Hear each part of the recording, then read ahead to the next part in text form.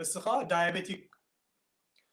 diabetic كتكون يبل كان ناي جد diabetic كتكون يبل كان ناتكا شكور عقل وكوسغن كأنسن أوكي شكوريا كيبلنا مالت حمام diabetic مسكونكا كالا أرستيو diabetic كي كونكا جن ناتكا شكور كلتيف موسخن مقناسن بتعمى عبد سلوانو ولا شكوريا تري حسكا نت من صافات ناي سرعة زرودمكا ويكا اندثيريال لاينينغ نبلو حنت من صاف ناي وهي سلو دخلت بزح شكوريا بسرعة زرودمكا زور كله ولا شكوريا تري حسكا نت الفترة الكا عنوا بقليلو كتملسو أيتقلنيها سو بتقع لمتن زم موسى نا كالاتنا أبا كالاتنا ندزور عقل شكور كقنس يقبر مالتي عقل شكور انت عقل نسبو بيلن تاي قنس هذا مالتي انسولين مقناس كم حج انتايلنا انسولين ريزيستانس انتايلنا نيرنا بسرت مبزحنا الشكورة دزور دلو بسرعة زرود دمنا معري قوات أطنيلو تانا هنا بانكرياس دما بزح انسولين تسرح مو تسددنا بسرعة زرود دم سو تي شكورة ندابز حقيقيت كله انسولين بدمنا خان دابز حقيقيت سلازم نزن تاينو بلينا قبل حجي هايبر انسولينيميا ويكام مبزح انسولين بسرعة زرود دم زي انسولين نتي جلوكوز مركب مستانو قا انسولين ريزيستانس دبحال شيغر نبصح እዚ ግን እቲ ሕማም ምስ መጸ ማለት ኢንሱሊን ሬዚስታንስ እንተዳበጽና በቃ ምድግጋም ናቱ ማለት ንንውሕ ድበለ ግዜ ከይድ ከሎ ማለት ሽኮርያ ሒዝካሎ ማለት እዩ ብዓቢ ግን እዚ ነቲ ናህና ደሎ ናይ ኢንሱሊን ሬዚስታንስ ሽክር በቀሊሉ ክትኣልዮ ትኽእል ቀዳማይ ሜላ ጾም እንተዳ ጾም ኮንካ ኣነ ዳያቤትስ ኮምፕሊትሊ ዳኣለይዎ ማለት መድሃኒት ካይወሰዱ ድኾዱ ሰባት ይፈልጥ ብሰዓት ካብ መዓት ናይ ሰለስተ ኮምቢኔሽን ናይ كنينان إنسولين جرام زغود زنورو أبز ساعات بدأ يدخون مدهني جمال على سوسبات يفلتين هذا خلطة ولا يكون بتعم بزحات سلزي كوميتات شجر لكم سبات بمصام ناي جدا نزنا جرز خط ملسوات خليهم أتي ناتكم تبعات كل جزء نشتي دحمم نجار كما تصنع خلص دعري دمت عب نجار كنريهم كلا لنا نجزيو لعب تحت نخير خلقون شكرنا وين comfortable يكون نخم كون شرور كلنا يقال كن نفسنا دلمدنا نجار يكون بزي كان جدا تايب 1 ترى هم كان عبنت ناي جدا ناتكا بإنسولين كتكيري خمالتي تفولت ناي دايابيتس ندعر دايبلكا تايب 1 ون تايب 2 أما جاك باخان ترى كان نسكا جن ناتكا شكرا بسرعة زرودم كا الناس مالت نتناتكا بزحي شكرا بسرعة زرودم كا كنترول كتجبرت على خمالتي أنتوي وني لنيرة تي بزعبة تي inflammation مالت بزح جزء كم زي ندري أب منكوبنا أب محقولتنا كباب يحقنا بديت بزي مسك بديت بلو عينة كأنزات كسمعنا يقول اليوم دخلنا حبت ديبل كاخلها نتصوم تما منجو ما قرأت مونا كرتم تمام دبال حكي نتم كرتم تمام عبيك أنزاك فترة الله يقول اليوم نصوم بفترة أنزاك أخاب قال إسراحات كابومو كترف يوم بقولها وما ندحركم مقاينو تي قدامي كما دخلنا مدهنيت موساد كاب يتقدامي نقدر تقولون تايو فاستي كاب مقبل محرم مالتي completely منو معلت ولا تري كونه at least نشومون بس عدا أكل ويكا كاب فرق لي تمس بلعقة سجاب ساعات كلتن حرصان خاصة شو ساعات فين كان لها مالتي so برتقى على متن تصوم كلها نتي تعناها ناي دحاشة نتم كمتيوم inflammatory proteins دبحالو نخيهلو قالت حجز مالتي يغريتا أتم inflammatory proteins نبلم دلنا قال كابتي أزيو قدائي دخانة ترزم أب استفلالي أدات أمي تقيسيهم نيري زيادة حاجة خطاسة ميجن autophagy دبحالو autophagy مالت أتم واحدات كابسرحهم وتسعي أبزخونلو كم تزد بروتين دي سرح ندحر كوينهم ميتوكوندريا ويكات إنرجي تسرحهم قال ندحر عنيو ويتم سرحهم دلو بروتين انت الرماد دي كوينهم وحيو بعلوم نبعلوم نتمكم ودموتو دبولو نقراتن وقحافات دخونو أبوشتي دمنا نعكلنا دلو نخاليو قزي يرحبو مالتي نعوم انت دا عليهم تم ني inflammation ويكا ندر ويكو trigger دقبرو ويدا تسو نقرات كاليوم عدل رحبو سلازي ختصوهم كلها نخمزيهم دا مسولو ناي چواراتاتن ناي مقاراتمون شجرات بقليلو كاليالكا يخل سلازي انت دا تخايلو نتي ناي صوم جزء ولا كمزي معلتي كنقبره تديك قالنا actually زي دكتور مايكل دبحال دقبره أبانا نابنت بزيك قدام من سنبتن أبزات متصدلا أبزات متصدلا يقريتها أبزات متصدلا صوم نبيات نابنت كلنا كنت صوم انتدኣ خويناس سني سقع عربدلو غزي ليس زن 16 ساعات نصومنا لنا مالتي شعوء تن كلتا معلت قاني قدام من سنبتن عرفتي ازيا معرباويان انتاي لم قليصما 5 to principle 5 to IF principle انتاي مالتي حمشتا كلتا ناي حمشتا كلتا principle لم قليصما لو ازغن يغريتا ازغن انا مستير ايكون مشالو سوسا مئتاويت كاب كل عدنا شوعات مس بصحناس سوسا مئتاويت كاب غزينا كاب عدمينا كومندال اينا نقيد حكي كاب روب ولا خمو كي غبرنا قاني ليست كلتا معلت ربعن عربن كاب مغبو ولا تدي تحرمكا ابات كلت استمركوسه وي كا واحد عقل مغب اندابلاخا كمزيوم عينت صماتكم نصخلو قاني عبيت صمات مالتي نساتهم كا بدتخاله متن ليست سقع ساعات كلتا اندحر تصوم كونكا تحمشتا كلتا دبال حجي تبالحيتهم بتصحمو زي سرحين معرباوين اللهم تقبرو نيركا ابوخا بحاغوها اسنيحهم لنا نقول لنا ابز مس مصانا نعو نت حبرتسب كنمسل كلنا ازي طفانا له سلازي ناي مقارات مو شجر دلوكم نحرا لكم ناي قربت شجر دلوكم نحرا لكم ناي ميكس كمزي معبستي ناي معنا تشجر نحرا لكم كوينو قداميت نجر كتفتنوا دلوكم مصامي زمصام 5 to بلوا كاب نغوس غاب ساعات كلتا بلوا طرح كم مغبت حريمكم توسن ساعات 16 ساعات صنحو كتبالو خلهم كا ناي كلت زر لهم نجر تمغبو اتوصيت بعلكم كتريوهم at least تي مسرع خايو كتمسكر يحيش مسلني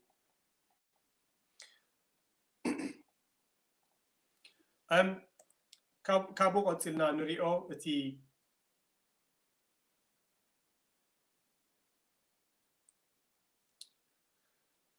اوكي شركه غابرازيامو دحرزي انتاينا نرئي تي ناي سرعه زردم تعنا مالتي اب سرعه زردم كل غزي ناي لبنا تعنا الى نحلو كم تعنتو يدبلكو لبنا كافتم ازم تنقفت نغرات مشالو انت نبينا ساقبت ولا سقعت موت استطيع تقلقلك كليت كاغله نغر نحر كوينا بتعنت كليت كسرحت قليقات عنت نحكم قال خوينا صلام كبدخا قال نحر كوينا بعلاخ تولد بعلاخ كتسسن تخيليا معنا تخاخم قال نحر كوينا قريصون كدربيوم كل يوم نتدلو جكحت قلقال تخيليا لبخا دخونه نغر انت داغت يمواغن بطعم بزح بدهون نوسو كف اكلاتكا بزح بدهين مصكا مالتي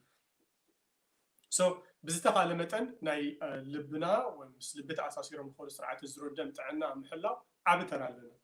اتدقرم نغر انتايو اتيناتكا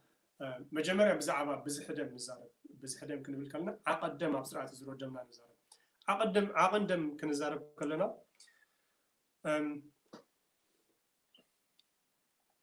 سي نبل أكلاتنا 100% دم نحرا لقينو كابز 100% التي كوابع 20 حمشتن دخون 10 تسقاب 20 سلستني كنت قصر من تعملنا 20 حمشتن كوغوري نابو مرنا يقيد بتلترفه 25 ميتايت كا ناب سرعه محقق مقبي يخيد اذا سرعه محقق مقبي يخيد 25 ميتايت انت لا مقبي نبلع حليناي تزيله ول سقاب 30 كلتن كبصح يقول يو جيفن تبلع دلخا مقبي كنت اكل غزيا بسرعه محقق مقبي خصنا يقيد انت دي كوين كنت سقاب 10 ميتايت يورد مالتي بتلترفه 25 ميتايت دماني سوري كبابي 48 مئتاوي دماني ناب بملؤ استسخاء سرعة مكلخالنا أكلات كادت ليو سرعة مستنفاس سرعة موقع نايل بخار متلبي بملؤ سبونتانيوس دخونو سرعة شوادا بملؤ دماني نتنتري فندلوا ناي 40 كلتا سقاب 48 دخونا مئتاوي تيوسو حجي انت رأى بزح مقبل بلعنا لبنا انت ياخد قبر كتقدد نتد بلعنا مقبل دحكا دخون عقن دم بفوليوم نزار دلنا عقن دم ناب سرعة محقق مقبخ سدد الله እንተደኣ ነትንበልዖ ዘለና ምግቢ ኣቋራጭ ደይብሉ ሶሪ ምቁራጽ እንድሕር ደይብሉ በሊዕኻ ቁርሲ ድሕሪ ሰዓት 2 ሰዓት ባናና ገለ ስናክ እንዳወሰድካ ድሕሪኻ ጽንሒልካ ገለ ሳንድዊች ድሕሪኻ ከመይ ድበለ ከቢድ ክንድገለ ድኸውን ላዛኛ ብሎ ወላ ሕምባሻ እንድሕር በሊዕኻ ኣብ መንጎ ድራር ደሎን 3-4 ግዜ እንተላ በሊዕኻ እቲ ስርዓተ ዝረደም ናብ ስርዓተ ምሕቃቅ ምግቢ ድኸይድ ብጣዕሚ ብዙሕ ይኸውን ማለት እዩ ብዙሕ ክብል ከለኹ እቲ ድበልናዮ ካብ 25 ስጋብ 32 ሚእታዊ ደሎ ናይ ደም ናብ ስርዓተ ምሕቃቅ ምግቢ ክኸይድ ይግደድ እስከ ነዚኣ ንገልብጣ እንተደኣ ነዚ ኣቋሪፅናዮ ነዚ ስርዓተ ዝረደም ናብ ከስዕና ድኸይድ ዝነበረ ክነቋርፆ እንተዳ ኮይና ምብላዕ ኢና ክነቋርፅ ዘለና ን16 ሰዓት ድኸውን ነብስኻ እንተዳ ዕረፍቲ ሂብካያ ብመንፅር እንታይ ትገብር ኣለኻ ማለት እዩ ነቲ ስርዓተ ዝረደም ናብ ስርዓተ ምሕቃቅ ምግቢ ድኸይድ ዝነበረ ትቕንሶ ኣለኻ እዚ እንተዳ ቀኒስካዮ ናበይ ይኸይድ እቲ ደም መዓት ስራሕ ኣለዋ ነብስና ስርዓተ ምፅጋን ኣሎ እቲ ኣብ ኣካላትና ዘሎ ርስሓት ምእላይ ማለት እዩ ወይ ከዓ ዲቶክስ ምግባር ወይ ከዓ ቶክሲፊኬሽን ዝፀንሐ እንኮ ግዜ ዲቶክስ ድገብር ኣካላትና ኣብ ካልእ ስራሓት እንድሕር ደይብሉ እዩ ስርዓተ ምፅጋን ኣሎ ሓደሽቲ ዋህያታት ክራብሑ ክኽእሉ ኣለዎም ድነበሩ ድሞቱ ክእለዩ ክኽእሉ ኣለዎም ስርዓተ ምስትንፋስ ኣሎ ስርዓተ ጭዋዳ ኣሎ ኤክሰርሳይዝ ክትገብር ከለኻ ከምኡ ዳኣመሰሉ ኣክቲቪቲ ስለዚ እቲ ደም ተራ ኣለዎ ኣብ ነፍሲ ወከፍ ቦታ ክሰዶ ከለኻ ብዙሕ ተራ ኣለዎ ናብ ድሓሸ መልክዑ ክኸይድ ክትፀውም ከለኻ ትጥዕ ኣለኻ ባይ ዲፎልት ፆም ክትፀውም ከለኻ ነብስኻ ዲቶክስ ትገብር ኣለኻ ነቲ ፆም ክትፈትሕ ከለኻ መርዓተይ ተዳልዩላ ገለገለ ኮንተንት ቀረበ መዓልቲ ንምፅኦ ንኸውን ባዕልና እውን ጀሚርና ኣለና ድሕሪ ተወሰነ ግዜ እንታይ ውፅኢት ርኢና ሒዝና ክንመፂና ድሕሪ እቲ ፆምካ እንተዳ ብግሪን ወይ ከዓ ቀጠልያ ኣቁፅልቲ ዘለዎ ብመልክዕ ፅማቅ ድዩ ብመልክዕ ድብላዕ ድዩ ጌርካ ነብስኻ ዲቶክስ ጌርካያ እቲ ውፅኢቱ ባዕልኩም ክትሪእዎ ትኽእሉ ኢኹም ካብ ቆርበትኩም ጀሚርኩም ማለት እዩ ካብ ቆርበትኩም ናብቶም ውሽጣውያን ጥዕናታት ዲቶክሲፋይ ክትገብሩ ከለኹም ትረኽቦ ውፅኢት ማለት እዩ እዚ ናይ ስርዓተ ዝረደም ኦኬይ እዚ ናይ ስርዓተ ዝረደም ብድሆ ከምዚ ንብሎ ዘለና እንታይ ማለት እዩ ብድተኻእለ መጠን ናህና ፃቕጢ ደም ብከምዚ ሎጂስቲክስ ይዕረግ ከምዚ ከነግረኩም ዝፀናሕኩ እንተደኣ ብዙሕ ምግቢ ንበልዕ ሃሊና ከይፈተና ብዙሕ ስርዓተ ዝረድም ብዙሕ ዓቐን ደም ሰርኩሌት ክንገብር ክንግደድ ኢና ናናኻ እቲ ፃቕጢ ደምናኻ ኩሉ ግዜ ኣብ ሃይ ክኸውን ኣትሊስት ናብ ኖርማሊቲ ወይ ከዓ ሎው ክኸውን እንድሕር ኮይኑ እቲ ከምቲ ንዓና ደድልየና ትሕድ በለ ክኸውን እንድሕር ኮይኑ ናይ ግድን ብተኻእለ መጠን ንበልዖ ምግቢ ውሑድን ኣብ ምጥጥ ድበለ ግዜን ክኸውን ይምረፅ ኣብዚ ሬንጅ እዚ ምእንቲ ክንመፅእ ክንፀውም ክንክእል ኣለና እቶም ክልተ ቀንዲ ቤንችማርክስ ንብሎም ኣብ ከምዚ ናይ ልቢ ጥዕና ወይ ከዓ ናይ ስርዓተ ዝረደም ጥዕናኻ እቲ ትራይግሊሰራይድስ ንብሎ እቲ ትራይግሊሰራይድስ ማለት እቲ ናይ ቅድሚ ስብሒ ምስርሑ ዝስራሕ ነገር ማለት እዩ እቲ ሓደኻ እቲ ኮሌስትሮል ንብሎ ወይ ከዓ ሕጂ ንሕና ብስብሒ ንፈልጦ ክልተ ዓይነት ስብሒ ኣሎ ኢልና ነርና ብዝሓለፈ እዋን ሕማቕን ፅቡቕን ንብሎም ወይ ከዓ ሃይ ደንሲቲ ሊፖፕሮቲን እቲ ፅቡቕ ወይ ከዓ ሎ ደንሲቲ ሊፖፕሮቲን እቲ ሕማቕ ወይ ጎዳኢ ንብሎ ማለት እዩ ድኾነ መፅናዕቲ ኣብ ድበዝሕ መፅናዕቲ ባይ ዘ ወይ ቅድም ኣበና ውፅኢ ድፍተን ቅድሚ ናብ ሰብ ምኻዱ ድበዝሑ መፅናዕትታት ድማ ድኾነ ናይ ማመልን ሪፕሬዘንታቲቭ ጊኒፒግ ድገብርዎ ኣብ ኣናፁ ስለ ድኾነ እቲ ደለና ዴታ ብዙሕ ግዜ ናብ ሰብ ክነምፅኦ ከለና ሪፕሊ ግብል ኢልና ኢና ንኣምን ኣብ ድበዝሐ ግዜ ማለት እዩ ብምፃም ጥራይ እቲ ናይቶም ሕማቅ ኮሌስትሮል ንብሎ ወይ ከዓ ኤልዲኤል ንብሎ ከምኡውን እቲ ትራይግሊሰራይድስ ብምፃም ጥራይ ኣብቶም ዝተገብሩ መፅናዕቲ ገለ ካብቲ ሪሰርች ፔፐር ዝረኸብኮ ማለት እዩ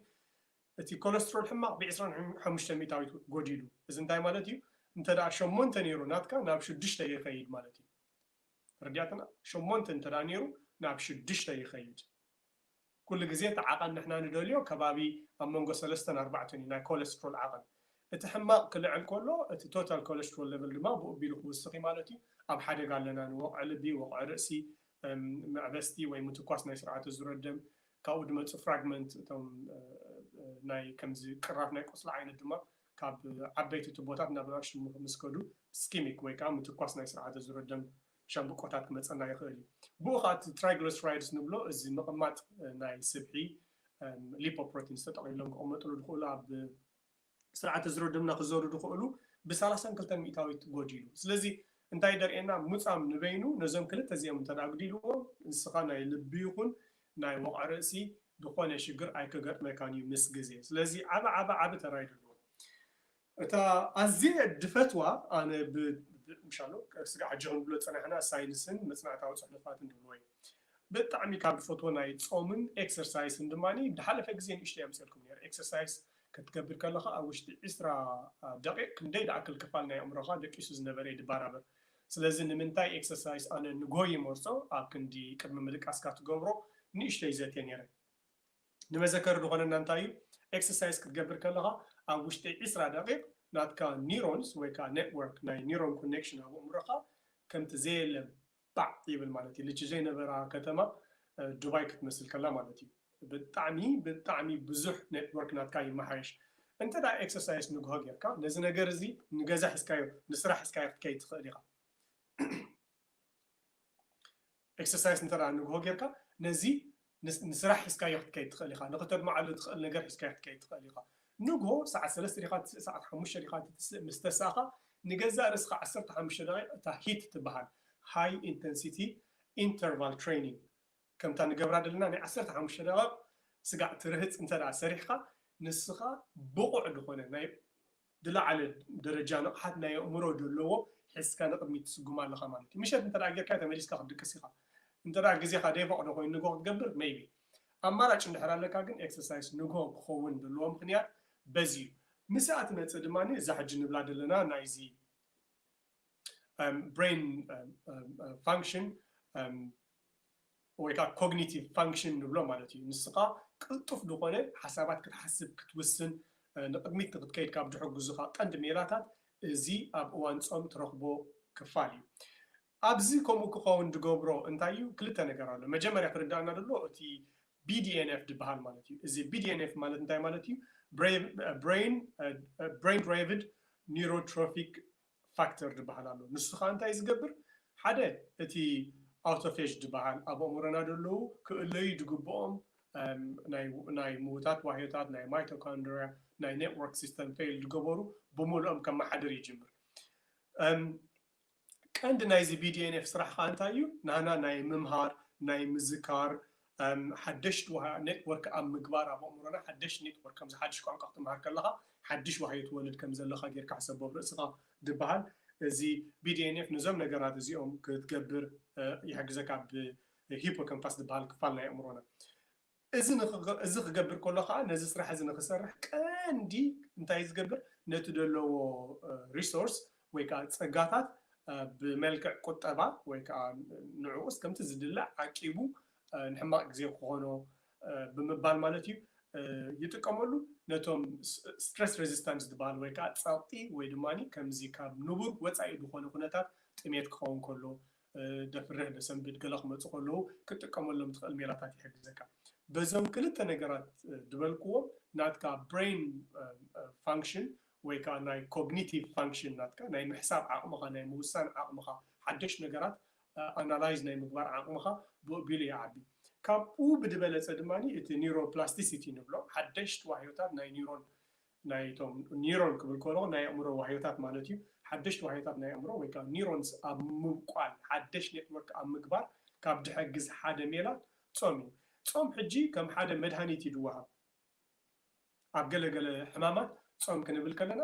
it's a therapy ከም መድሃኒት ይድእዘዝ ንኣብነት ማልቲፕል ስክለሮሲስ ዝበሃል እዚ ናይ ኒውሮ ዲጀነሬሽን ሕማም ገለ ኒውሮንስ ናትካ ወይ ከዓ ዋህዮታት ናይ ስነ መትኒ እንዳሞቱ ክኸዱ እንዳጎደሉ ክኸዱ ከሎ ናትካ ናይ ምንቅስቓስ ዓቕምኻ ናይ ቃንዛ ምፅዋር ዓቕምኻ እንዳጎደለ ይኸይድ ናይ ምኹርማይ ባህሪ የርኢ ማለት እዩ ናይ ምልማስ ዓቕሚ ደይብልካ ክትከውን ዝበዝሑ ቴራፒ ኣብዚ ሕጂ ሞደርን ቴራፒ መፅኦም ዘለዉ እንታይ እዮም ነዚ ናብ ፋስቲንግ ወይ ከዓኒ ናይ ምውፃም ሜላ ንዕኦም ክእርም ከም ዝኽእል እየ ዝረኸብክዎ መፅናዕቲ ደብርህ so this is phenomenal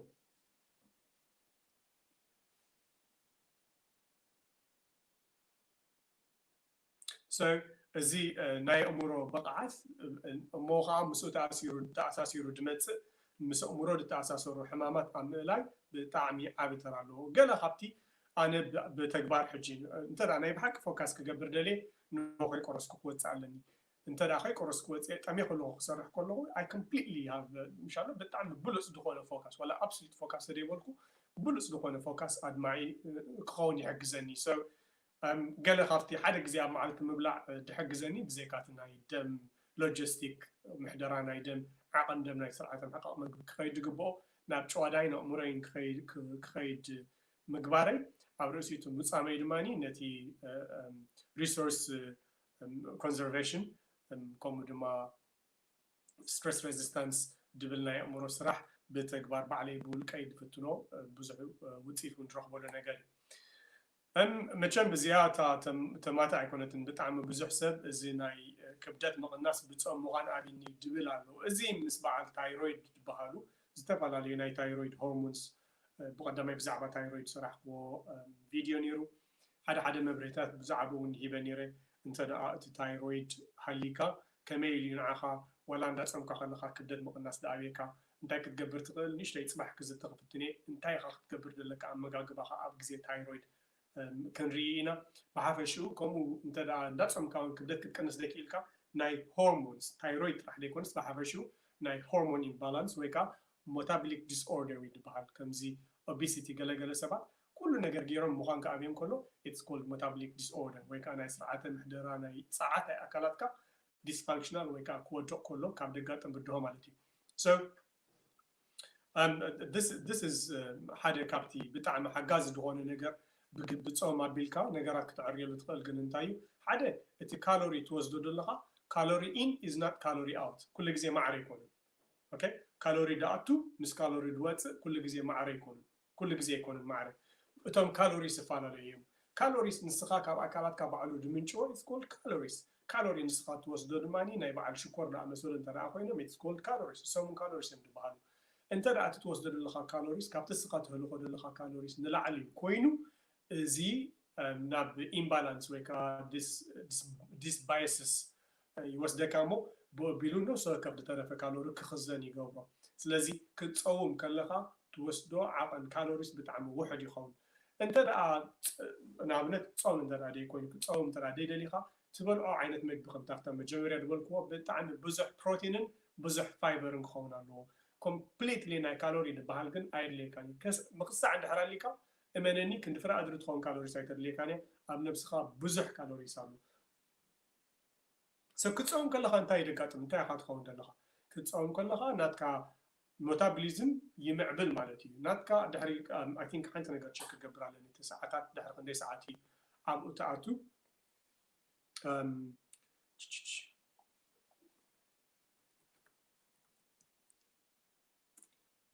ምስ ናይ ካንሰር እውን ድተኣሳስር ዘለዎ ማለት እዩ ሶ ብዙሕ ግዜ እዚ ኪቶሲስ ድበሃል ኣካላትና ናይ ኪቶን ምስባር ወይ ከዓ ብሰር ምውሓድ ናይ ካርቦሃይድሬት ወይ ካሎሪስ ነቲ ቁሙጥ ናይ ብመልክዕ ስብሒ ተቐሚጡ ዘሎ ወይ ከዓ ግሉኮጅን ድበሃል ብግሉኮኖጀነሲስ ድበሃል መልክዑ ገይሩ ናብ ፀዓት ክቕይሮ ከሎ ማለት እዩ እዚ ኻ ገለ ካብቲ ናብ ኣእምሮና ብጣዕሚ ብርቱዕ ዝኾነ ውፅኢታዊ ጥቕሚ ንክህልዎ ዝገብሮ so ናትካ ናይ ኪቶን ኣብ ደምካን ኣብ ሽንትኻን ክረአ ከሎ ብዙሕ ኪቶን ክረአ ከሎ እስኻ ኪቶሲስ ኣቲኻ ኣለኻ ማለት እዩ እንተደኣ እቲ BHP ድበሃል እዩ anyway BHP ድበሃል እቲ ወይ ከዓ ቤታ ሃይድሮክሲ ቢትሬት ድበሃል ኣብ ደምካ ክትዕቅን ከለኻ እቲ ናትካ ኬቶን ኣብ ደምካን ኣብ ሽንትኻን ዘሎ ክንደይ ምዃኑ ትሪኦ እሞ ብዙሕ ግዜ ኣብ ከምዚ ብዙሕ ትፀመሉ ነዚ ናይ ኪቶን ባህሪ ክትርኢ ትጅምር ማለት እዩ አይ ቲንክ ድሕሪ 4 መዓልቲ ይመስለኒ ካብ 3 ስጋብ 4 መዓልቲ እንተደኣ ንስኻ ካብ 50 ግራም ንታሕቲ ኣበየለና ብዚ ካብ 3 መዓልቲ ስጋብ 4 መዓልቲ ዘሎ ግዜ ንስኻ ትወስዶ ካሎሪስ ስጋብ 50 ግራም ድኾና ጥራሕ እንድሕር ኮይኑ በዚ ግዜ እዚ ነብስኻ እንታይ ክገብር ይግደድ ነቲ ኣብ ውሽጥኻ ዘሎ ፀዓት ናይ ቁሙጥ ከም ስብሒ ገርና ስብሒ ንበሎ ሊቨር ንዕኡ ክሰብሮ ይግደድ ማለት እዩ ነዚ እንተደኣ ሰይርዎ እሱ ናብ ፊውል ኮይኑ ከገልግል ከሎ ንኣእምሮኻ ብጣዕሚ ኤፌክቲቭ ብድኾነ ብሉፅ ብድኾነ መልክዑ ይሕግዘካ እቲ ኮግኒቲቭ ቢሄቪየር ናትካ ኮግኒቲቭ ፋንክሽን ናትካ ንክመሓየሽ ብቢሉ ድማኒ ንስኻ ክብደት ንክትቀንስ ይሕግዘካ ካብ ኩሉ እቲ ዝበለፀ ነገር ናይ ዝግን እንታይ እዩ ኦልሬዲ ንስኻ ብዛዕባ ዝደለካ بزعبا كبدت مقناس دلكا بدهو بزي ነገር ዚ ከተዕርዮ ትኽእል ኢኻ እዚ ንምግባር ግን ካልኦት ሕድራት ሕማማት ክህልውካ የብሎምን ስለዚ ኪቶሲስ ካልእ ኣስፋሕ ኣቢለ ካብ ካልእ እዋን ከብሮ ክፍተን እየ ግን እንተዳ ትፀውም ሃሊኻ ናትካ ካሎሪ ሪስትሪክሽን ይጎድል ነብስኻ ትገብሮ ኣማራጭ የብላን ብዘይካቲ ቁሙጥ ሓይላ ምጥቃም ካልእ ምስ እዚ ተቃሪኑ ድመፅእ እቶም ግሮዝ ሆርሞንስ ዝበሃል ማለት እዩ ሂመን ግሮዝ ሆርሞን ወይ ከዓ HGH ዝበሃሉ ክውህለሉ ከለዉ ኣዝዮም ዓብዪ ተራ ዘለዎም ኣብ ንሕና ናይ ስርዓተ ምሕደራ ናይ ፀዓት ናይ ክብደትና ከምቲ ንብሎ ፅንሕና ናይ ጨወዳትና ንርኢ ማለት እዩ እዚኣ ቁርብ ስፍሕ ድበለት ኣርእስቲ ስለ ዝኾነት ከምዚ ገይረ ኸርእያ እንተደኣ ንሕና ግሮዝ ሆርሞን ከምቲ ድልለ ምዑርያት ኮይኖም ቀንዲ ኣብ ኣእምሮና እንታይ ኢና ንርኢ ናይ ምዝካር ዓቕምና ብጣዕሚ ምዕቡል ይኸውን እቶም ሓደሽቲ ኔትወርክ ንብሎም ወይ ከዓ ኒውሮፕላስቲሲቲ ዝበሃል ኣብ ኣእምሮና ዝያዳ ክምዕብል ይጅምር ብኡ ኣቢሉ ከዓኒ ናትካ ብሬን ፋንክሽን ማለት እቲ ናይ ኣእምሮኻ ብቕዓት ትትኽእሎ ክትገብር ዝያዳ ዕድል ይህበካ ቀልጢፍካ ንቑሕ ኢኻ ትኸውን ናትካ ሂመን ግሮዝ ሆርሞን እኹል እንድሕር ደይብልካ ኮይኑ ብዘይካ እዚ ድዋርፍ ምዃንካ ሓፂር ጭቡጥ ጨዋዳኻ ደይምዕቡል ገለ ካብ ምዃን ሓሊፉ ኣብ ኣእምሮ እንድሕር ርኢናዮ ፈዛዝ ብዙሕ ኣዌርነስ ደይብሉ ሰብ ገለ ክትከውን ይገብረካ ማለት እዩ ስለዚ ኣለርት ንቑሕ ክትከውንን ኣብቲ ትገብሮ ትጥሙ ተደበለ ነገር ከዓ ብኮንሰንትሬሽን ወይ ከዓ ኣተና ወይ ከዓ ብኮንሰንትሬሽን እንታይ ክንብሎ ፎካስ ብምግባር ሰባ ድማ እንግሊሽ ናይ ኮንሰንትሬሽን እስኪ ንገሩኒ ቃል ብትግርኛ ብምግባር ንዕኡ ክንሪኦ ክእል ኢና ማለት እዩ ኣብ ቆርበትና እንድሕር መፂና ድማኒ እንታይና ንብል ዘለና ምፃም ነቲ ሂመን ግሮዝ ሆርሞን ሰክሪሽን ክምዕብል ይገብሮ እንተደኣ ከምኡ ይገብር ሃልዩ ንቆርበትካን ንፀጉርኻን እንታይ ትገብሮ እቲ ፅቡቕ ነገር እንታይ እዩ ፀጉርኻ ምሻሎ ክቐጥን ይጅምር ምርጓድ ናይ ፀጉሪ ብዙሕ ብድሆታት ኣሎ ነቲ ሄር ፎሊክልስ ክዓብስን ኣብ ደይተደልዩ ምዕባይ ክመፅእ ስለ ዝኽእል ኣብቲ ፀጉሪ ድበቕለሉ ድማኒ ኣብቲ ፀጉሪ ደይነበሮ ነገር ድማ ሓደሽቲ ፀጉሪ ክበቕሉ ይጅምሩ እዚ ብዙሕ ግዜ ኣብ ዝተፈላለዩ ኣጋጣሚታት ብደይ ኣገባብ ዝጥቀሙ ወይ ካብ ዓቐኑ ንላዕሊ ዝጥቀሙ ሰባት ክንሪኦ ንኽእል ኢና ናይ ቆርበትካ ከዓ እቲ ኮሎጅን ዝበሃል እቲ ኮሎጅን ሓደ እቲ ማትሪክስ ዝፈጥር መልክዕቲ ምልእ ክብል ዝገብሮ ንናይ ገፅካ ቆርበት ወይ ብሓፈሽ ንቆርበትካ ሓደ ንስ እዩ ስለዚ ብኣቢሉ ቆርበትካ ርጉድ ዝበለ ይኸውን ኣብ ክንዲ ረቂቕን ፍራጃይል ከምዚ ናይ ዓበይቲ ሰባት ዝኸውን ናትካ ቆርበት ሙሉእ ከም ናይ መንእሰይ ባህሪ ክህልዎ ይጅምር ኣብ ራሻ ዝገበርዎ ኣሎ ሓንቲ ቪድዮ ከርእየኩም ክፍትለ ተረኺበ እያ ካብ ክልል ዕድመ 40 ስጋብ 60 ዝነበራ ደቂ ኣንስትዮ ተሳቲፈኖ እቲ ኤክስፐሪመንት ምስ ተወድአ ብጣዕሚ ብትገርም ቁፅሪ ብምሉአን ሜካብ የብለን ገለ የብለን በቃ ደቂ 30 መሲለን ወፅአን which is amazing እዚ ከዓ እንታይ እዩ ናይ ምዕጣር ናይ ቆርበት እንድሕር ኣጋጥም ሪንክል እንድሕር ኣጋጥም ሃልዩ ኮይኑ እታ ድበለፀት ነገር ክትገብራ ትኽእላ ደቂ ኣንስትዮ ምፃም ምሳኣ ከዓ ናይ ኮሎጅን ንሕና ናይ ኮሎጅን ሳፕሊመንት ኣለና ባይ ደ ወይ በዚ ኣጋጣሚ ትደልያ እንተደኣ ኮንክን ምስ ምዕባይ ድመፅእ ኮሎጅን ክንክተመሓይሻ ዋላ መንእስያት ኮንክን ገና ኣብ ደይ ዕድሜኽን ምእራግ ገለ ገፀ ባህሪ ተሪኣ ተለይኽን ኣብቲ ጁስ ትሰትዮ ናይ ኮሎጅን ድውሰኽ ናትካ ኮሎጅን ከማዕብል ትኽእል ትሕዝቶ ኣለና ኮንታክት ግበሩኒ ኣብ መጨረሻ ድሓር እቲ ፈርም ዝኾነ ግጥም ድበለ ልሙፅ ዝኾነ ቆርበት ክህልወካ ይገብሮ ከም በዓል ሪንክልስ ፋይን ላይንስ ወይ ሰሊላይተስ ድበሃል እዚ ኣብ ትሕቲ ሰለፍካ ደሎ ዕጥርጥር ድብል ቆርበት ንኸይህሉ ይገብሮ ማለት እዩ ስለዚ ብምፃም ጥራይ ነዚ ክትቅይሮ ትኽእል ኢኻ ብቐረባ ነዛ ናይ መጨረሻ ድበልክዋ ፋይን ላይንስ ሰሊላይተስ ብምፃም ጥራይ ደኣለዩ ሰባት ይፈልጥ እየ ካብ መጀመርያ ክጅምሩ ከለዉ ፆም ግሩፕ ኦፍ ፋሚሊስ ማለት እዩ ሰብኣይን ሰበይትን ሽዱሽተ ድዮም ገለ ድኾኑ ገለ ምኽሪ ደልዮም ናባይ መፅኦም ድሕሪ 8 ሰሙን መፅኦምኒ እቲ ትረኸቦ ሪዛልት ከዓ ኢትስ ኣሜዚንግ ስለዚ ከምዚ ጠልጠል ድብል ቆርበት ኣብ ላዕለዋይ ክፋል ናይ ኣእዳውና ኣብ መንጎ ሰለፍና እንድሕር ኣለና ኮይኑ እዚኣቶም ብምልኣቶም ብፆም ክዕረዩ ይኽእሉ እዮም ዝገበርዎም ሰባት ኣለዉ እቲ ዴታ ናቶም ቅድሚትን ድሕሪትን ቅድሚ ፆም ምጅማሮምን ድሕሪ ፆም ምጅማሮምን ኢሎም ዘቕረብዎ ዴታ ኣሎ ክትሪእዎ ትኽእሉ ኢኹም ክትፀውም ከለኻ ናትካ ሂመን ግሮዝ ሆርሞን እንተደኣ ዓብዩ ናትካ ናይ ድቃስ ዓቕምኻ ከዓ ከምቲ ድድለ ክትዕርፍ ትኽእል ማለት እዩ ሶ ስጋ ሕጂ ኣእምሮ ቆርበትን ፀጉርን ድቃስ ርኢና ኣለና ናይ ልቢ እንድሕር ርኢና ናትካ እቶም HGH ወይ ከዓ ሂመን ግሮዝ ሆርሞን እንተደኣ ከምቲ ድድለ ምዕርያት ኮይኖም ብፆም እንተደኣ ከምኡ ጌርካ የዕሪኻዮም ናትካ ካርዲያክ ፋንክሽን ማለት ህርመት ልብኻ ኣብ ሓደ ግዜ ትጭበጠሉ ክንደይ ደኣክል ስትሮክ ቮሊዩም ወይ ከዓ ክንደይ ደኣክል ዓቐን ደም ክትጭንጉዕ ትኽእል እቲ ኮንትራክት ክትገብር ከላ ክንደይ ደኣክል ወይ ክትጭበጥ ከላ ክንደይ ደኣክል ሓይሊ ኣለዋ እቲ ሪተም ወይ ከዓ ኣብ ክንደይ ደቃይቕ ወይ ከዓ እቲ ፓልስ ንብለሎ ኣብዚ ግንቦ ኢድና ሒዞም ትፍትሽዎ ክንደይ ስጋዕ ክንደይ ስሩዕ ይኸውን ናቶም ዝንባዕ ከም በዓል ፓኒክ ኣታክ ፓልፒቴሽን ገለ ዳኣመሰሉ ክሕዙካ ይኽእል እዮም እዚኣቶም ገለ ኮመን ዝኾኑ ኣብ በዓል ታይሮይድ ዳኣመሰሉ ሕማማት ክረኣዩ ይኽእል እዮም ብምፃም ጥራይ ክትዕርዮ ይትኽእል ኢኻ ገለገለ ሓገዝቲ ነገራት ፅራሕ ክዝትየ ብዛዕባኡ ከምዚ ሕፅረት ትንፋስ ዓንተወይ ድብልክዎ ፓኒክ ማለት እዩ ክሕዘካ ይጅምር እንተዳ ትሕት ኮይኑ እንተዳ ደኣክል ሃሊካ ግን እሱም ይዕረ ማለት እዩ እቶም ኤክስትሪምስ ኦፍ ቦዲ ከምዚ በዓል ሽኮርያ ምስ ሓዞም ገለገለ ጫፋት ናይ ኣካላቶም እኹል ስርዓተ ዝረድም ስለ ዘይብሉ ብቐሊሉ ነቲ ነገር ክስምዖም ኣይኽእልን እዩ ኣብ ኤክስትሪምስ ኦፍ ቦዲ ዘሎ ማለት እዩ ብቐሊሉ ይቆስሉ ኣብቲ ምቕሳልካ ብዙሕ ሽኮር ይህሉ እሞ ብቐሊሉ ቁስሎም ኣይሓብየሎም እዩ ካልእ እዚ ንስኻ ክብደትካ ቦዲ ፋት ማለት እዩ እዚኣ ኣነ ዝኩሉ ኤክሰርሳይዝ እናገበርካስ ቁመናኻ ከም ዝኾይኑ ገለ ድብሉ ሰባት ሰሚዐ ምሻሎ ዋላ እናሰርሕና ከለናስ ሓደ ነገር መቐይሮ ይረኸብና እዛ ቅድናስ ንዓቃቃብያ ገለ ድብሉ ማለት እዩ ዝኩሉ እናሰርሕናስ ምንፃእ ኣብና ገለ ድብሉ ፅሙ ክብል ከለኹ ኣብቲ ደድልየኩም ኣብቲ ንኣብነት 16 ሰዓት 5 መዓልቲ ብሰሙን እንድሕር ፅምኩም ንዝተወሰነ ሳምንታት ማለት እዩ ወይ ከዓ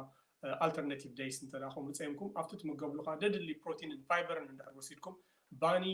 ሓሩጭ ናይ ሰልፍ ሬይዚንግ ፓስታ ገለ ዳኣመሰሉ ነገራት እንተዳ ገዲፍኩሞም ድሓር ተመሊስኩም ረኸብኒ እንተዳ እሱ ደይቀይሩልኩም ምክንያቱ ካልእ ናይ ሆርሞን ፀገም ክኸውን ስለ ድኽእል ተደለ ግን ድኾነ ኣትለት ኣነ እዚ ናይ ኮች ድገብረኒ ዝነበረ ጂም ክንሰርሕ ከለና ወዲ ቡልጋርያ እዩ ብሮኮሊ ጥራይ ድበልዕ ነይሩ ግዜ እቲ ኮምፒቲሽን ምስ ቀረበ ኩሉ ግዜ ፕሮፌሽናል ኮምፒቲሽን ናይ ቦዲ ቢልደር ስለ ዝነበረ እቲ ኩሉ ዕላማ ኳ እንታይ ነይሩ ካሎሪ ሪስትሪክት ንምግባር ሓንቲ ክብደት ምሳና ከየልዓለ ሸጠጥ ድበለ ነብሱ እቲ ዴፊኒሽን ናይ ኣካላት ከዓ ኮይኑ ንሪኦ ነርና እሞ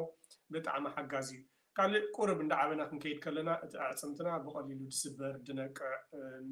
ከምኡውን ድፎክስ ስለ ድኸውን እንተዳ ንሕና ንፀውም ሃሊና ናህና ሂሞን ግሮዝ ሆርሞን ብቐሊሉ ክነመሓይሾ ንኽእል ኢና ብፍላይ ደቂ ኣንስትዮ ኣብ ክልል ዕድመ ሓምሳታትን ካብኡ ንድሓር እንደለኽን ካብዚ እዋን እዚ ምስ ሞኖፖዝ ተኣሳሲሩ ድመፅእ ምቕጣን ምርቃቕ ናይ ዓፅሚ ደንሲቲ ከምኡውን ብቐሊሉ ፍኹስ ድበለ ክስበር ድኽእል ስለ ድኸውን ናይ ኦስቲኦፖሮሲስ ዝበሃል ሽግር ክፈጥር ስለ ዝኽእል እንተዳ ክኢልክን እንተዳ ፀምክን ንሱ ነገር ክሕግዘክን ይኽእል እዩ ናይ ከምዚ ናይ ስኒ ናይ መንጋጋ ብቐሊሉ ተነቀፍቲ ክኾኑ ከለዉ እንተዳ እቲ ሂማን ግሮዝ ሆርሞን ብፆም ኣቢልና መሓይሽናዮ ንዕኡ ድማ ዝያዳ ክንበፅሕ ንኽእል ኢና ካልእ ንድበዝሑ ሰባት ብዙሕ ኢንተረስት ትገብር ኣብ ግዜ እቲ ናይ ፀታዊ ብቕዓት ማለት እዩ ወዲ ተኾንካ ኣብ ምቕናዕ መትሎ ጓል ኣንስተይቲ እንድሕር ኮይና ምድራቕ ናይቲ ቫጂናል ኦፕኒንግ ገለ ዳኣመሰሉ ኣለዉ ሕጂ ኣብ ደቂ ተባዕትዮ እቲ ናትካ ላፒዶ ንብሎ ወይ ከዓ እቲ ባህጊ ናይ ፀታዊ ርክብ ክህልወካ ወይ ኣብ ደለካ ግዜ ከምቲ ድድለ ፋንክሽን ወይ ከዓ ብቑዕ ድኾነ እቲ ፊዚዮሎጂ ቋማ ናይ ነብስኻ ምዕሩይ ንክኸውን ድገብሮ ገለገለ ሰባት ብዙሕ ከም ተነቃፊ ስለ ድመስለኒ ብዙሕ ክብሎ ኣይደፍርኒ ግን ገለ ሕቶታት ድመፀኒ ዋላ እንዳደለኹ ከለኹ እቲ ኣራውዝል ወይ ከዓ እቲ መጥሎ ምቕናዕ ድዩ ወይ ገለ በቃ ስለ ዘይመፅእ ኣብ መጨረሻ ይሓርቕ ይንፀርፅር ከምዚ ይገጥመኒ ገለ እስከ ፆም ፈትን እሱ ብዙሕ ነገር ክሕግዝ ይኽእል እዩ ድሓር እንድሕር እቲ ኤሬክሽን ድበሃል እውን ብኡ መንፅር ድሓሸ ደረጃ ንፋንክሽናሊቲ ንንውሕ ድበለ ግዜ ከምኡውን ብቑዕ ድኾነ ናይ ኤሬክሽን ክህሉ ይኽእል እዩ ንንውሕ ድበለ ግዜ እቲ ብቑዕን ማለት እዩ ድሓር ካብ ባህታ ክትረክብ ትኽእል ኢኻ እዚ ነቶም ሰብ ሓዳሪ ትምኽረይ ኣብ ሓዳር ሓደ ካብቲ ኣዝያ ዘራብድ ይኸውን ብፍላይ ካብ ኣብ ናና ሕብረተሰብ ከምዚ ብድሆታት ክገጥሞም ከለዉ እሞኻ ናባይ ድመፁ ምኽሪ ደልዮም በበይኖም እዮም እዚ ግን ብሓባር ክዝትየሉ ደለካ ነገር እዩ እሱ ከዓ ካልእ ኣርእስቲ ብዛዕባ ሴክሹዋል ሄልት ብጣዕሚ ሰፊሕ ትሕዝቶ ኣለኒ ቁርብ እቲ ናና ሕብረተሰብ ግሉፅነት ስለ ደየለ እዚኣቶም ከዓ ክዝተይዱ ኣለዎም ባዮሎጂ ኣፈጣጥራ ናይ ተፈጥሮ ናይ እዚ ናይ ግድን ክንፈልጦ ክንቀላልና እንታይ ክንገብር ንኽእል ጥዑይ ዝኾነ ናብራ ክንመርሕ ምክንያቱ ኣብዚ ዝፈጥሮ ስምዒታት ኣብቲ ምስ መፃምትና ዘሎ ርድኢታት ብዙሕ ዕንዋ ከምፅእ ስለ ዝኽእል ካልእ ኣብ ደቂ ኣንስትዮ ከም ዝድበልናዮ እቲ ድርቀት ኣብ ቫጃይና ብዙሕ ግዜ ድመፅእ እንተደኣ ሃልዩ ከምኡ ሽግር ደገጥመክን ወይ ኣብ ግዜ ፀታዊ ርክብ ብዙሕ ቃንዛ ወይ ፕሌዥር ደይምህላው ባህታ ደይምህላው ድገጥመክን እንድሕር ሃልዩ ኣብ ግዜ ባህጊ ናይ ፀታዊ ርክብ ዘለዎ ምስኡ ተኣሳሲሩ ድመፅእ ከምዚ ነብስኻ እስርስር ድብል ኮሚታት እንድሕር ሃልዩክን ብቐሊሉ እንተደኣ ናብ ከምኡ ዓይነት ናይ ምሻሎ መፃምትኹም እንድሕር ኮይኖም ክፋል ናይ ተፈጥሮ ስለ ዝኾነ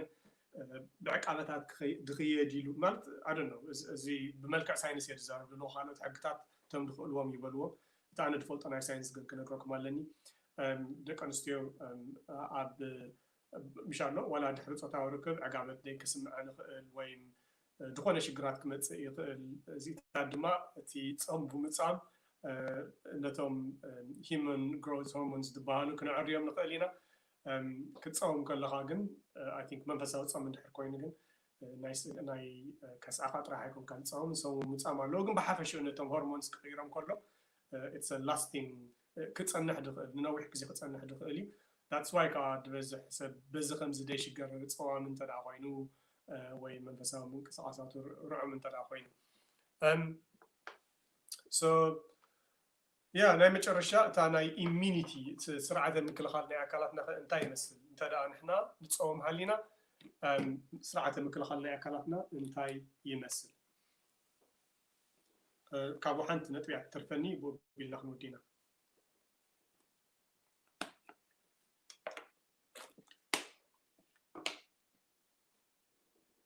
so እቲ ንሕና ግሮዝ ሆርሞን እንተደኣ በዚሖም ወይ ከም ተደድለ ካብቲ ደረጅኡ እንተደኣ ኮይኑ ናቶም ቲ ሴልስ ዝበሃሉ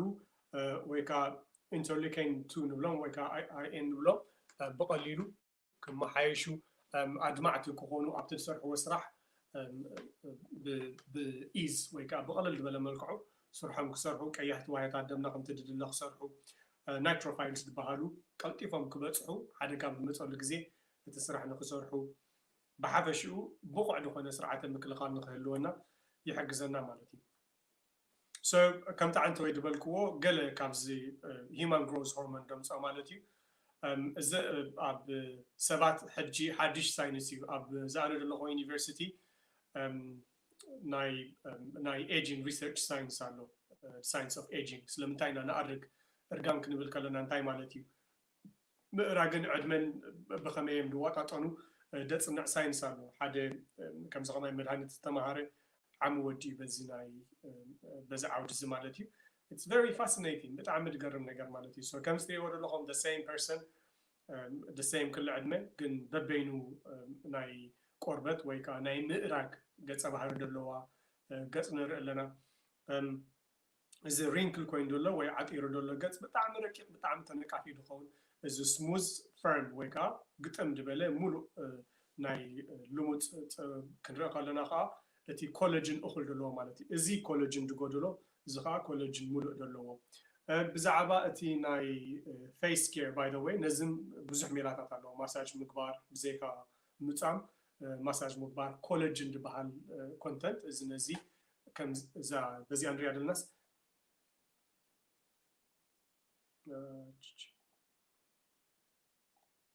እዚ ብዚ ንሪኦ ዘለና ምዕጣር እንተደኣ ናብዚ ክንመልሶ ደሊና ክንጥቀመሎም ንኽእል ፕሮዳክትስ ኣለዉ ንሶም ከዓ ኮላጅን ይበሃሉ ብዛዕባ እዚ ሓበሬታ ተደልያ እንድሕር ኮንክን ንዓይ ወይ ንራሄል ኮንታክት ግበራና and we can tell you ብዙሕ ነገር ብዛዕባኡ ክንነግረኩምን ክትጠቀማሉ እንትኽእላኹም እዚ ከዓ ብመልክዕ ሳይንስ ንፈልጦ ብዙሕ ሰብ ዝጥቀመሉ ፅቡቅ ውፅኢት ዝረኸበሉ ነገር ስለዝኾነ ንሕና ከም ሕብረተሰብ እቲ ስደት ዲኹም ድገብረና እቲ ናብራ ድዩ እቲ ሓሳባት ድዩ ርግፀኛ ይኩንኩን ብርግፅ እንታይ ምዃና ግን ብዙሕ ግዜ ገና መንእሰይ ከሎ ሰብ ከምዚ ዓይነት ዳዕነወ ነፍሲ ትርኢ ኢኻ ስለዚ ክትፀውም ከለኻ ግን ብሓፈሽኡ ናትካ ኮላጅን ዓቐን ዝያዳ ንክስራሕ ይሕግዘካ ምክንያቱ እቶም ሂውመን ግሮዝ ሆርሞን እንተደኣ ዳእኽሉ መፅኦም ተሰሪሖም እሶም ከዓ ነቲ ኮላጅን ይዕርይዎ ስለዚ ንስኻ ቀልጢፍካ ኣራጋይ ትኸውንን ጉልበትካ ድሓን እንዳሃለዎ ከሎ ንዋላ እቲ ነብስካ እቲ ገፅካ እቲ ቆርበትካ ግን ኣራግ ክመስል ይኽእል እዩ ወይም ድማ ገና እቲ ዕድሜኻ ንእሽተይ ከሎ ቀልጢፍካ ኣብ ደልዩ ሕዱራት ሕማማት ክትከይድ ትኽእል ማለት እዩ so እዚ ኣብ ኣናፁ ዝተገብረ መጽናዕቲ እንታይ የምሪኦም እተን ኣናፁ ነቲ መግብድ ወሃባ the same identical gene ዘለዎን identical ድሕረ ባይታ ዘለዎን the same environment እዮም subject ገይሮም ፍልልየን ግን እንታይ ነተን ገሊአን ይምግብዎን ነተን ገሊአን ከዓ ይምግብዎን እዮም እዚ ንሪኦ ዘለና ዴታ ከዓ ናይ ብጣዕሚ ብዙሓት መጽናዕቲ ዝተገብረ እዩ ስለዚ እንታይ ገይሮም እተን መግቢ ድክልክልዎን ካሎሪ ሪስትሪክትድ ገብርዎን ዝነበሩ መግቢ ድክልክልዎን ደጥሚዎን ዝነበሩ ኣናፁ ብኣንጻሩ መራ መንእሰያት ኮይነን ምሻሎ ወላ ሓደ ነገር ኣይተቐየራ ናብቲ ገጸ ባህሪ ደርእዮ እዚኣ መጻኹም እስኪ Okay, so እተን መግቢ ድምገባ ዝነበራ ቀልጢፈን ገጂፈን ምስ ምጃፍካ ኣሪገን ብኣንጻሩ እተን መግቢ ድኸልከልዎን ካብቲ ቅድሚ ሕጂ ዝነበሩን ላዕሊ ቁልጡፋት ዝኾነ ፓዝል ህብዎን እዮም ሕቶታት ምሻሎ እንታይ ከመይ ገይሮም ፕሮብለም ሰልቭ ይገብራ ሓደ ነገር መግቢ ምስ ሃብዎን ገለ ባህሪ ምስ ረኣያ እታ መግቢ ከም ድረኽባ ይፈልጣ እዚታት ናይ ኮግኒቲቭ ፋንክሽን ገለ ደርያሉ ኣብ ግዜ ምጥማይ ምስኡ ድማ እቲ ዕድመ ማለት እዩ ስለዚ ድነውሕ ዕድመ ክነብራ ቀልጢፈን ከይኣርጋን ኮይነን እቲ ዕድመ ምንውሑ እተን ገሊአን ኣናፁ ብ83 ሚእታዊት እየን ዳርጋ ዕፅፊአን ነይረን ማለት ሓንቲ እንተደኣ 15 መዓልቲ ነይራ 15 ወርሒ ፀኒሓ እተን ካልኦት ድማኒ ዝያዳ 10 ወርሒ ሰራ 10 ወርሒ ዝያዳ 15 ወርሒ 10 ወርሒ ስጋብ 12 ወርሒ ፀንሓ ማለት እዩ ስለዚ ኣብ ክንዲ ከም ኩለን እተን መግቢ እንዳበልዓ ኣብ 15 ወርሒ ድመታ እተን መግቢ ደይበልዓ ዝነበራ ሓደ ብመንእሰያተን ኮይነን ማለት እዩ ኣብ ርእሲ ድማኒ ስጋብ 27 ወርሒ ክፀንሓ ይኽእላ ማለት እዩ ስለዚ እንታይ ደርእየና እዚ እንተደኣ ከምቲ ድድለ ንምገብ ኮይና ኣብ መጋግባና ምዕሪ እንተደኣ ኮይኑ ምስኡ ከዓ እንተደኣ ንፀውም ኮይና ብነዊሕ ንውሕ ድበለ ዕድመ ክንነብር ንኽእል ኢና ማለት እዩ so ዕድመን ፆምን ነዚ ይመስል ኦኬይ ከመይ ኣለና ክሳብ ሕጂ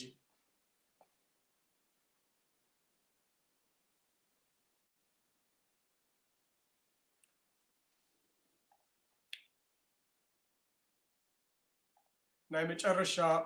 ስላይድ ናተይ እዚኣ ክትከውን ማለት እዩ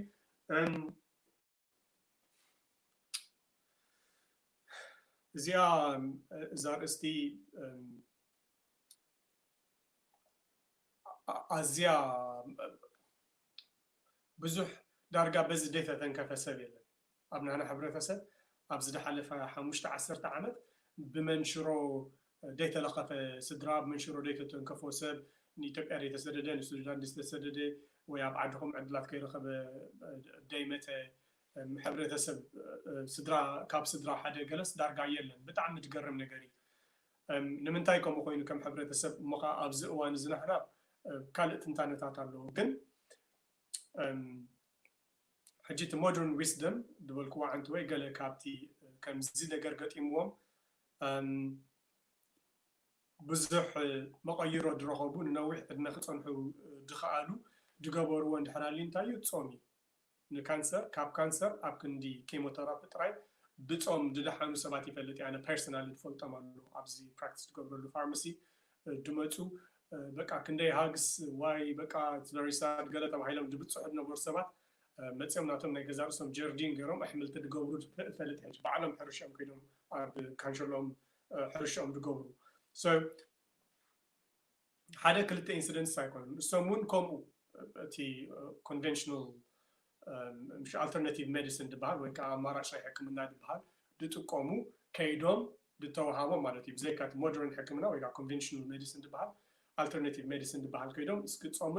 صومن كتاليا أحملتي بجوس ملك عن غيركم فتنو توهايلو وتصيد رخو بسواتهم موها نعنا بقالي لهم قبرون نعم هنا بعد المدن أمنت إن التأساسر نقص لا دخانه قدنا يكونن سقعكم ودهلونا ما خنفتن كم مسكونا نفتنو زي كم مكلا خلو نتركم يدارجا بزح سب لو مين نقحد بلا بزعبة مقبعتنا ولا ما حياش السب دارجا ديتكم اللي يلن سلزي انت داخلكم نجهو بجرين فيجيتابل جوس مسوقانيش تاي بروتين فايبر نجيركم بتغالمت ان ديتوكس كتقبروا تقولوا عبتصام ديكونه عبتصام نقولوا المعالقة completely تسامكم عبتصعر لها بجرين فيجيتابلز تكونوا ويكا كتالي أحمل تدخون نجيركم كتقبروا تقولوا زيارة حجازي مثلني بتعمل بزح ريفرنسز شير جيرو له أبت ناي فيسبوك تنبره اللي عسرت عتدخل ريفرنس سيرقي بنزي نقبر so yeah نايلو بزنبرات حسين نزياني مثلا أتن مسرتين حمشته كل جزء قابلتنا بعلت نقبرن دلنا نجاريو إذا ما تشرش زتقولو ناي human growth hormone صومن دلو زندنا human growth hormone كا نسخة كل نجار كمالتي نبرخا حداركا سمعتاتكا ستاو سمعتاتكا كومناخا قربتكا شوغرخا كله بملو قطن عقاد بتأمر نسخة خم تدل خيا تمثل تجبركا human growth hormone حد خافتم كندي بعتاتات سلدخانة نعوق تعريلو الميلاخا مصام اندحر كوينو هاي إذا كانبل نزيع إمامي لنا حزة I hope فريدلو زربات زاريبي كخون أجمير زودان زابير يمسكن حتى تليكم حدا خلته كوست